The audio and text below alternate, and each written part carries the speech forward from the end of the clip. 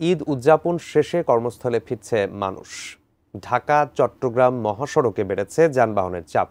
কুমিল্লার পাদুয়ার বাজার বিশ্ব রোড থেকে বিস্তারিত জানিয়েছেন প্রতিনিধি হুমায়ুন কবির জীবন। পরিবারের সদস্যদের সাথে ঈদ উদযাপন শেষে আবারও কর্মস্থলে ফিরে যাচ্ছেন মানুষজন এবং আমি এই মুহূর্তে আছি ঢাকা চট্টগ্রাম মহাসড়কে কুমিল্লার পাদুয়ার বাজার বিশ্ব রোড এলাকায় এসেছি। এখানে এসে যেটি আমরা দেখেছি যে গাড়ির চাপ বেড়েছে, সেই সাথে কিন্তু যাত্রীদের সংখ্যা বৃদ্ধি পাচ্ছে। বলা যেতে পারে যে যারা আসলে পরিবারের সদস্যদের সাথে ঈদ উদযাপন করেছেন তারা কিন্তু আবারও তাদের নির্ধারিত স্থান যেখানে চাকরি রয়েছে, তারা যারা কর্মজীবী মানুষ তারা কিন্তু আবারও তাদের কর্মস্থলে ফিরে যাচ্ছেন। এবারে ঈদে যে লম্বা ছুটি পেয়েছিলেন সাধারণ মানুষ, যারা কর্মমুখী মানুষ এবং যারা পরিবারের সদস্যদের সাথে ঈদ উদযাপন করেছেন তারা কিন্তু আসলে একটি আনন্দময় ঈদ উপভোগ করেছেন। সেই সাথে যদি জানাই যে আসলে এই মহাসড়কে কিন্তু যারা আইন শৃঙ্খলা বানিয়ে রয়েছেন তারাও কিন্তু আসলে মানুষজনকে নিরাপত্তা দেওয়ার জন্য নির্ধারিত স্থানে তারা নিরাপদে ভ্রমণ করার জন্য তারা সব ধরনের ব্যবস্থা করেছে। বলা যেতে পারে যে ঢাকা চট্টগ্রাম মহাসড়কে